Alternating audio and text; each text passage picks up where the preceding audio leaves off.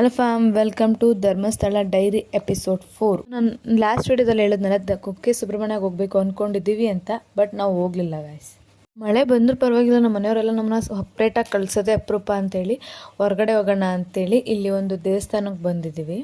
ಸದಾಶಿವ ರುದ್ರ ಅಂತ ಈ ದೇವಸ್ಥಾನದ ಹೆಸರು. ಧರ್ಮಸ್ಥಳದಿಂದ ಒಂದು ಪರ್ಸನ್ಗೆ ಇಷ್ಟು ಅಂತ ಅಮೌಂಟ್ ಕೊಟ್ಟರೆ ಅವರೇ ಈ ದೇವಸ್ಥಾನದೆಲ್ಲ ಕರ್ಕೊಬಂದು ಸುತ್ತಿಸ್ತಾರೆ.